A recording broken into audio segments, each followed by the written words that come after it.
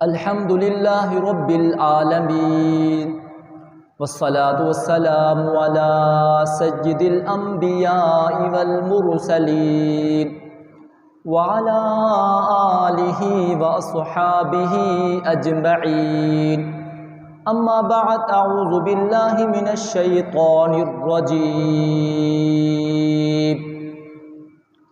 ثانی اثنین اذ ہما فی الغار صدق اللہ العلی العظیم۔ تمام حضرات عقیدت اور محبت کے ساتھ درود پاک پڑھ لیں۔ میرے واجب الاحترام دوستوں، بزرگوں اور ساتھیوں، آج آپ حضرات کے سامنے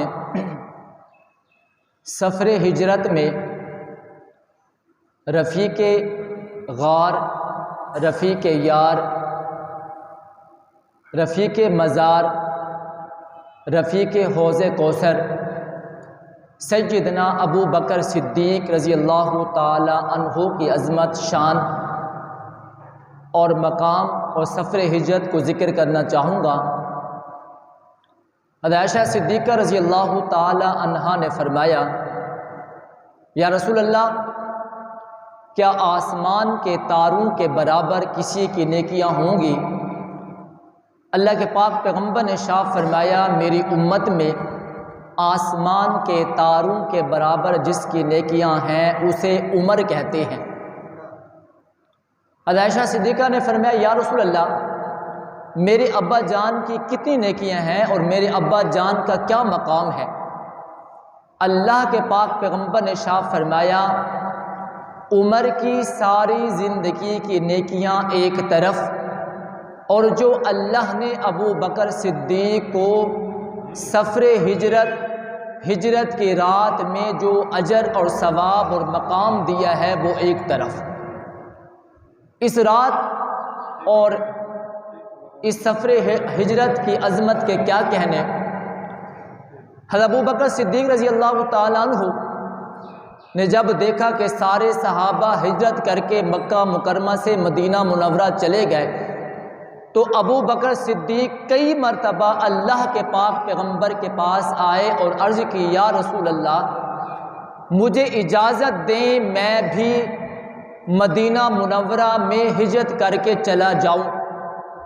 آقا ہر بار ارشاد فرماتے، ابو بکر صدیق انتظار کرو، ہو سکتا ہے آپ کو کسی کا رفیق سفر بنا دیا جائے۔ حضرت ابو بکر صدیق فرماتے ہیں، جب میں نے آقا صلی اللہ علیہ وسلم کی زبان نبوت سے یہ الفاظ سنے، اس وقت سے لے کر سفر ہجرت کے آغاز تک میں نے اپنے گھر کے دروازے کی کنڈی نہیں لگائی۔ ہمیشہ میں اپنے گھر کے دروازے کی کنڈی کھلا رکھتا تھا کہ کبھی بھی مجھے سفر ہجرت کی اجازت مل سکتی ہے اور اللہ کے پاک پیغمبر کے ساتھ میں سفر کروں گا۔ بالآخر وہ وقت آیا، اللہ کے پاک پیغمبر کو اللہ تعالیٰ نے اجازت دی کہ میرے محبوب پیغمبر آپ بھی ہجرت کا سفر شروع کریں۔ سبھی لوگ ہجرت کر کے مدینہ چلے گئے تھے سوائے دو آدمیوں کے۔ ایک آدمی کو شیر خدا اسد اللہ سیف اللہ حضرت علی المرتضیٰ رضی اللہ تعالی عنہ کہتے ہیں، اور دوسرے کو یار غار، یار مزار اور یار سفر و حضر، رفیق سفر و حضر حضرت ابو بکر صدیق کہتے ہیں۔ اللہ کے محبوب پیغمبر سفر ہجرت شروع کرنے سے پہلے علی کو اپنے گھر بلاتے ہیں۔ علی کو اپنے گھر بلا کر علی کو اپنے بستر پر سلا دیتے ہیں اور اپنی چادر علی المرتضیٰ کو دیتے ہیں، اور فرمایا، علی، علماء نے لکھا سبز چادر اللہ کے پاک پیغمبر نے جناب علی کو دی۔ اشارہ اس طرف تھا کہ علی سبز چادر میں نبوت کے بستر پر سوئیں گے، اور علی ایک مرتبہ نبوت کے بستر پر سبز چادر لے کر سوئے ہیں۔ ابو بکر صدیق کی طرف اشارہ تھا کہ ابو بکر صدیق ہمیشہ کے لیے گنبد خضرا میں آقا صلی اللہ علیہ وسلم کے ساتھ سو جائیں گے۔ یہ علی کا مقام ہے، یہ شان ہے۔ علی بلند سے بلند ہے، علی اعلیٰ ہی اعلیٰ ہے، علی عظمت والا ہے، علی شان والا ہے کہ علی کو ہجرت کی رات نبی کا بستر ملا، اور ابو بکر کی شان یہ ہے کہ ابو بکر صدیق کو بستر والا ملا۔ ابو بکر صدیق کے لیے اللہ کے پاک پیغمبر کے ابو بکر صدیق کے کندھے سواری بن جاتے ہیں، بستر بن جاتے ہیں، اور علی المرتضیٰ کے لیے نبوت کی چادر ہے، نبوت کا مکان ہے، نبوت کا مقام ہے، نبوت کا گھر ہے، نبوت کی چارپائی ہے، اور نبوت کا بستر ہے۔ علی کی شان یہ ہے کہ انہیں آرام کرنے کے لیے اللہ رب العزت نے نبوت کا بستر عطا کر دیا۔ ابو بکر کا مقام یہ ہے کہ اللہ رب العزت نے ابو بکر کے کندھوں کو حضور کے لیے بستر بنا دیا۔ سبحان اللہ تو کہہ تو اونچی آواز۔ شان علی یہ ہے، بڑی شان ہے، بڑا کمال ہے۔ علی اعلیٰ سے اعلیٰ ہے۔ کیا شان ہے حیدر کی، کیا شان ہے حیدر کرار کی، کیا شان ہے حسن حسین کے بابا کی، کیا شان ہے فاطمہ کے شوہر کی، کیا شان ہے نبوت کے داماد کی، کیا شان ہے مدینۃ العلم کی، کیا شان ہے اسد اللہ کی، کیا شان ہے حجت اللہ کی، کیا شان ہے علی ولی کی، کیا شان ہے سیف اللہ کی کہ اللہ نے نبوت کے بستر کو علی کے لیے بستر بنا دیا۔ کیا شان ہے ابو بکر صدیق کی کہ اللہ رب العزت نے ابو بکر صدیق کے کندھوں کو حضور کے لیے بستر بنا دیا۔ ابو بکر صدیق اپنے گھر میں ہے اور علی المرتضیٰ حضور کے بستر پر آرام کر رہے ہیں۔ میں نے کہا اللہ کے محبوب پیغمبر نے اپنی امانتیں تو علی کے حوالے کی ہیں، اللہ آپ اپنی امانت کس کے حوالے کر رہے ہیں؟ اس لیے کہ اس وقت مکہ میں 2 امین بچے تھے، ایک امین کا نام ابو بکر ہے، دوسرے امین کا نام علی ہے، اور 2 امانتیں بچی تھی، ایک نبوت کی امانت تھی، ایک رب کی امانت تھی۔ نبوت نے اپنی امانتیں دینے کے لیے جس کو منتخب کیا اسے علی کہتے ہیں، اور رب نے اپنی امانت کی حفاظت کے لیے جس کو منتخب کیا اسے ابو بکر صدیق کہتے ہیں۔ علی المرتضیٰ نبوت کے بستر پر نبوت کی چادر لے کر آرام سے سو گئے۔ میں نے کہا علی آپ اٹھ جائیں نا، آپ بے سکون کیوں نہیں ہوتے، آپ پریشان کیوں نہیں ہوتے؟ آقا اکیلے چلے گئے ہیں، باہر دشمن ہیں، باہر تلواریں ہیں، آقا اکیلے ہیں۔ علی آپ تڑپتے کیوں نہیں ہیں؟ علی آپ پریشان کیوں نہیں ہوتے؟ جناب علی المرتضیٰ کہتے ہیں میں تڑپوں تو تب، میں پریشان تو تب ہوں، میں چادر کو اتاروں تو تب، میں بستر سے اٹھوں تو تب جب مجھے پتہ نہ ہو کہ حضور کس کے گھر گئے ہیں۔ مجھے پتہ ہے حضور کس کے گھر گئے ہیں، ارے حضور جس کے گھر گئے ہیں اسے ابو بکر کا گھر کہتے ہیں۔ اور جب نبوت صداقت کے پاس ہوتی ہے پھر علی چادر لے کر سکون سے سو جاتا ہے، پھر علی چادر لے کر سکون سے سو جاتا ہے، اس لیے کہ علی جانتا ہے، علی پہچانتا ہے، علی کا سرور بتا رہا ہے، علی کی خوشی بتا رہی ہے، علی کی نیند بتا رہی ہے، علی کے نیند کا غلبہ بتا رہا ہے، نبوت کے بستر پہ سونا بتا رہا ہے، علی کا نہ اٹھنا بتا رہا ہے، علی کا تڑپنا بتا رہا ہے کہ جس کے گھر میں نبوت گئی ہے وہاں نبوت کو کوئی خطرہ نہیں ہے، وہاں نبوت کو کوئی خطرہ نہیں ہے۔ حضور صلی اللہ علیہ وسلم بستر کو چھوڑا، دروازہ کھولا، چلے اور ابو بکر صدیق کے دروازے پر پہنچے اور نبوت نے دستک دی۔ ابو بکر صدیق گھر میں تشریف فرما ہے۔ ابو بکر صدیق پریشان ہونے لگے، آج اس وقت آقا تشریف لائے؟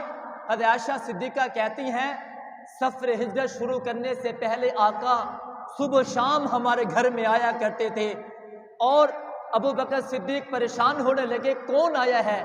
ابو بکر پہچانتا نہیں ہے، جانتا نہیں ہے یہ کس کی دستک ہے، یہ نبوت کی دستک ہے، آج کس نے تیرے دروازے کو دستک دی ہے؟ اسے محمد مصطفیٰ کہتے ہیں۔ آج کوئی کہتا ہے میرے گھر میں پیر آیا ہے، آج کہتا ہے کوئی میرے گھر میں وزیر آیا ہے، آج کوئی کہتا ہے میرے گھر میں صدر آیا ہے۔ آج تجھے بتاؤں ابو بکر کے گھر میں کون آیا ہے؟ میں نے پوچھا ابو بکر صدیق بتائیں تو صحیح، آج آپ کے دروازے پر کون آیا ہے؟ آج آپ کے گھر میں کون آیا ہے؟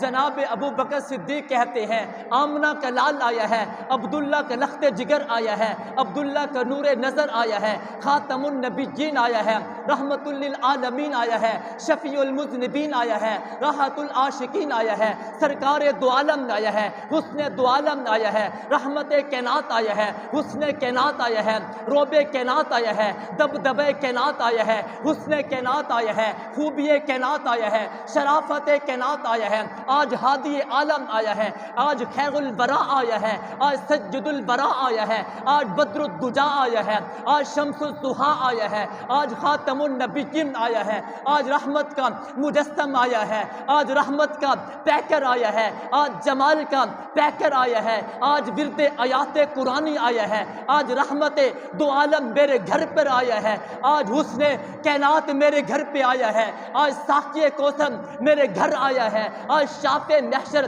میرے گھر آیا ہے، آج صاحب الآیات میرے گھر آیا ہے، آج صاحب المعجزات میرے گھر آیا ہے، آج صاحب المنبر میرے گھر آیا ہے، آج صاحب المحشر میرے گھر آیا ہے، آج صاحب حوض کوثر میرے گھر آیا ہے۔ ابو بکر صدیق بتانا آج تیرے دروازے پر کون آیا ہے؟ ابو بکر صدیق کہتے ہیں جانتا نہیں ہے، کائنات کا سردار میرے گھر پر آیا ہے۔ آج تو اور میں کہتے ہیں جی میرے گھر فلاں پیر آیا تھا، ارے ابو بکر صدیق کے گھر میں پیر نہیں آیا تھا، آج ابو بکر صدیق کے گھر میں سرکار آیا تھا۔ آج سرکار دو عالم صلی اللہ علیہ وسلم ابو بکر صدیق کے گھر آیا ہے۔ ابو بکر صدیق چلنا ہے، آقا میں تیار ہوں، یہ اونٹنیاں ہیں سفر ہجرت کے لیے، آقا میں تیار ہوں۔ یہاں پر علماء نے لکھا ہے اور میں اپنا مفہوم اور اپنا مضمون بیان کرنا چاہتا ہوں۔ لوگ کہتے ہیں کہ ابو بکر صدیق خلافت لے گیا ہے، آج دیکھ قرآن پر ہاتھ رکھ کر بتا، ہجرت کی رات پڑھ کر بتا، تاریخ کی کتاب پڑھ کر بتا، نبوت کا صداقت کے گھر میں جانا بتا۔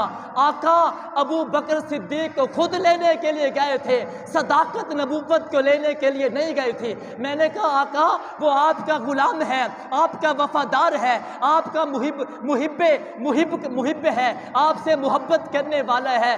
آقا ابو بکر کو پیغام بھجوا دیا ہوتا، ابو بکر آپ کے دروازے پر چل کے آ جاتا۔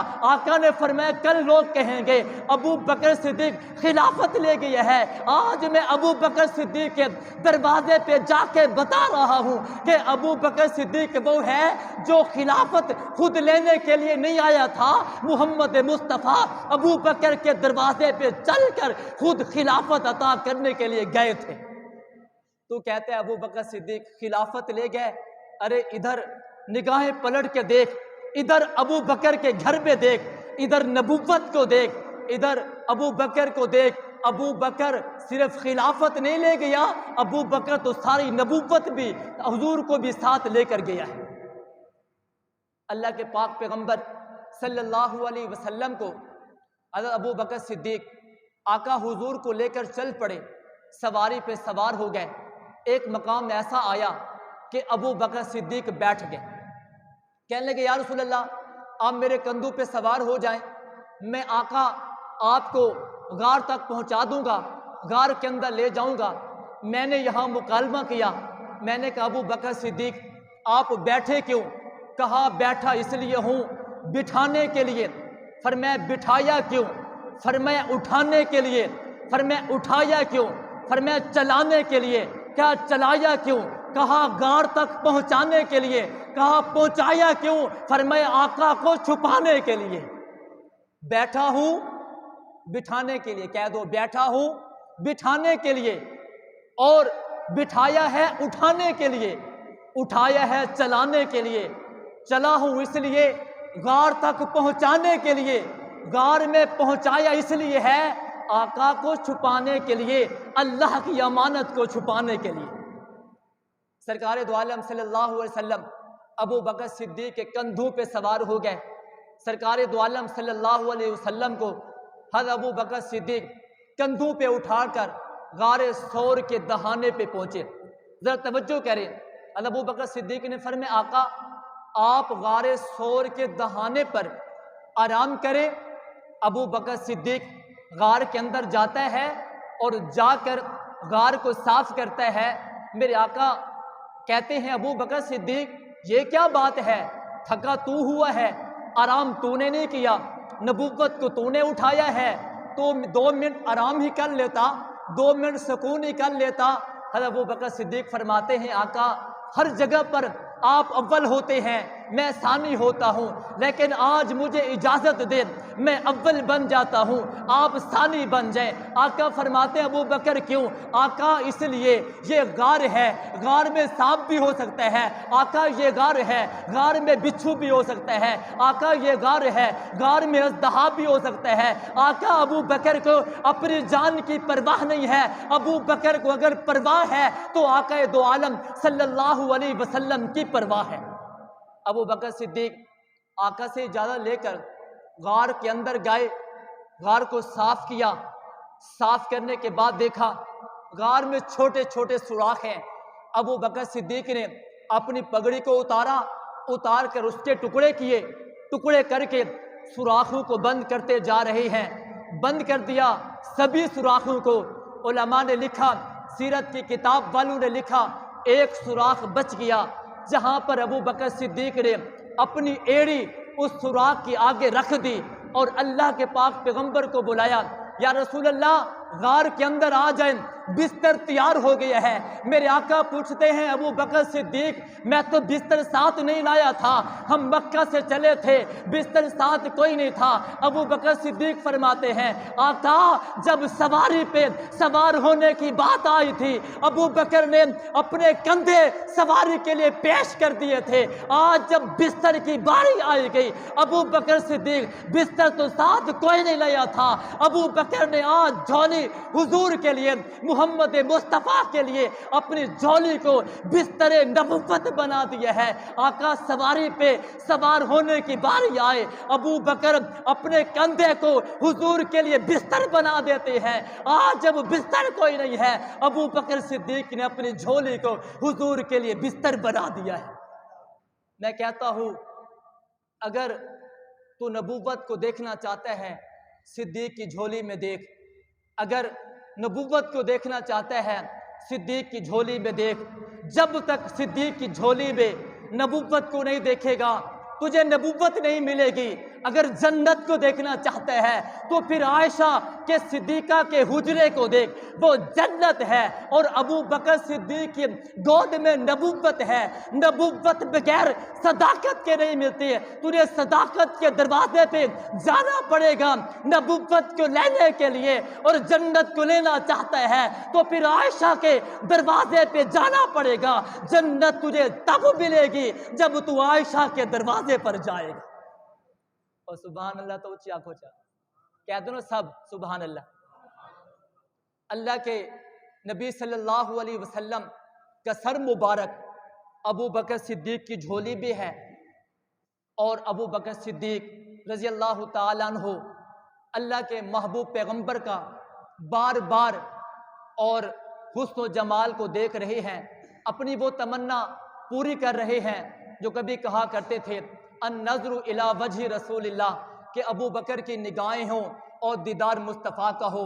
شاہ ولی اللہ محدث دہلوی رحمۃ اللہ علیہ نے لکھا ہے نبوت کا سر مبارک ابو بکر صدیق کی گود میں ایسے تھا جیسے تیرے رحل میں قرآن ہوتا ہے، اس طرح ابو بکر صدیق نبوت کے حسن و جمال کو ہر ادا کو دیکھ رہے ہیں۔ میں نے کہا ابو بکر صدیق آپ ہولے ہولے نبوت کے چہرے کو کیوں دیکھتے ہیں؟ ابو بکر صدیق فرماتے ہیں سورۃ المزمل پر رب قرآن میں کہتے ہیں وَرَتِّلِ الْقُرْآنَ ترتیلا، فرمایا جب قرآن پڑھا کرو جب قرآن پڑھا کرو ٹھہر ٹھہر کر پڑھا کرو۔ آج میں صاحب قرآن کو دیکھ رہا ہوں، آج میری گود میں نبوت کا چہرہ ہے۔ آج میں ایک طرف بس دہا پڑھتا ہوں اور نبوت کے چہرے کو دیکھتا ہوں، آج میں ادھر واللیل پڑھتا ہوں، نبوت کی زلفوں کو دیکھتا ہوں۔ آج میں قرآن میں انما یبایعونک ید اللہ کے ہاتھ پڑھتا ہوں اور ادھر نبوت کا ہاتھ دیکھتا ہوں۔ آج میں قرآن میں الم نشرح لک صدرک پڑھتا ہوں، ادھر نبوت کا سینہ دیکھتا ہوں۔ ادھر میں مطلع الفجر پڑھتا ہوں، نبوت کی پیشانی کو دیکھتا ہوں۔ ادھر میں یاسین پڑھتا ہوں، نبوت کے داغ دیکھتا ہوں۔ ادھر میں ووضعنا عنک وزرک پڑھتا ہوں، نبوت کی پیٹھ مبارک کو دیکھتا ہوں۔ ادھر بس دعا پڑھتا ہوں، نبوت کا حسن و جمال دیکھتا ہوں۔ رب قرآن میں کہتے ہیں ورتل القرآن ترتیلا، جب قرآن پڑھا کرو ہولے ہولے پڑھا کرو، آہستہ آہستہ پڑھا کرو۔ ارے تجھے بتا رہا ہوں، آج میں قرآن بھی پڑھ رہا ہوں، صاحب قرآن کو بھی دیکھ رہا ہوں۔ آج قرآن کی اس آیت پہ عمل کرنے کا وقت آ گیا ہے۔ میں نبوت کا حسن و جمال بھی دیکھتا ہوں تو ذرا ٹھہر ٹھہر کر دیکھتا ہوں۔ جیسے قرآن ٹھہر ٹھہر کر پڑھتا ہوں، آج غار میں بھی حضور کا حسن و جمال ٹھہر ٹھہر کر رک رک کر دیکھتا ہوں۔ تو شاہ ولی اللہ محدث دہلوی رحمۃ اللہ علیہ فرماتے ہیں ایسے تھا حضور کا سر مبارک ابو بکر صدیق کی گود میں جیسے قرآن رحل میں ہوتا ہے، اور جیسے پھول کے پتوں پہ شبنم کا قطرہ ہوتا ہے، ایسے حضور صلی اللہ علیہ وسلم کا سر مبارک ابو بکر کی جھولی میں تھا۔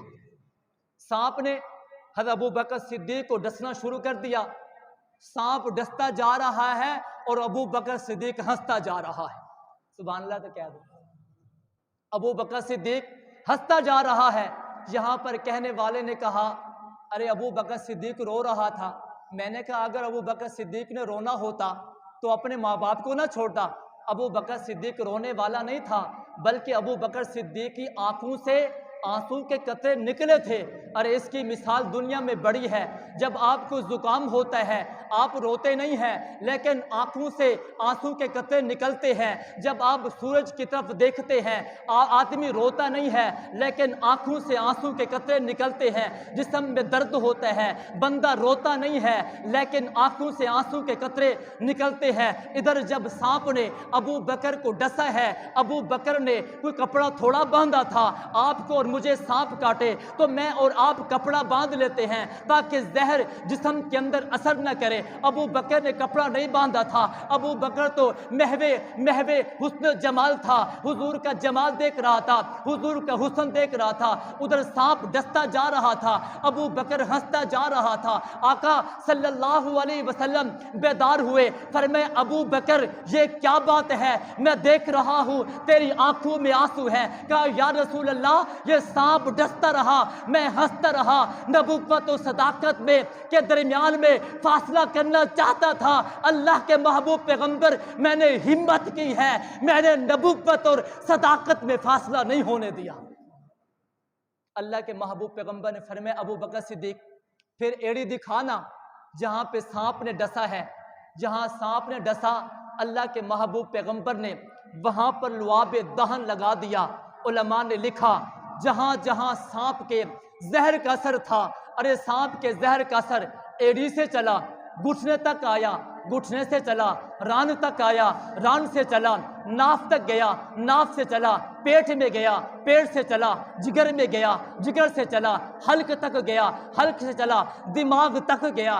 جب دماغ تک اس زہر کا اثر گیا پھر ابو بکر صدیق کی آنکھوں سے آنسو کے قطرے نکلے۔ اللہ کے محبوب پیغمبر نے جب لعاب دہن ابو بکر صدیق کی ایڑی پہ لگائے ہیں، جہاں جہاں سانپ کا اثر تھا وہی پہر محمد مصطفیٰ کی لعاب دہن کا اثر ہو گیا۔ یہ اثر اتنا ہو گیا کہ ابو بکر صدیق نبوت کے رنگ میں رنگ گیا۔ یہی وجہ ہے جب آقا صلی اللہ علیہ وسلم کو ابو بکر صدیق لے کر قباء کے مقام پہ پہنچے، ارے پہچاننے والا پہچان نہیں سکتا تھا کہ نبی کون ہے، صدیق کون ہے۔ آنے والا پہلے سلام صدیق کو کرتا تھا پھر نبی کو کرتا تھا، لیکن ابو بکر صدیق نے چادر کو اٹھایا، نبوت کے سر پہ کر دیا اور بتایا لوگوں جسے تم پہلے سلام کرتے تھے وہ نبوت نہیں تھی، وہ صداقت تھی، جسے بعد میں سلام کرتے تھے وہ نبوت تھی۔ میں نے کہا بڑی مبارک ہے وہ چادر جو علی کے چہرے پہ آئی، میں نے کہا بڑی مبارک ہے وہ چادر جس کے نیچے کبھی علی آتے ہیں، کبھی حسن و حسین آتے ہیں، کبھی فاطمہ آتی ہیں، لیکن تجھے بتاؤں چادر صداقت کو دیکھ، کبھی نبوت کی چادر علی کے چہرے پہ آتی ہے، آج صداقت کی چادر نبوت کے چہرے پہ آتی ہے، اور آ کر صداقت کی چادر نبوت کے لیے سایہ بن جاتی ہے۔ اور اللہ کے محبوب پیغمبر نے لعاب دہن لگایا، اللہ کے محبوب پیغمبر کے لعاب دہن لگانے کی وجہ سے ابو بکر کو شفا مل گئی۔ میرے بھائی یہ سفر ہجرت ہے، اس میں سب سے بڑا کردار ابو بکر صدیق کا ہے۔ میں آخر میں صرف اتنا کہنا چاہوں گا، آپ سے پوچھنا چاہوں گا کون ابو بکر ہے؟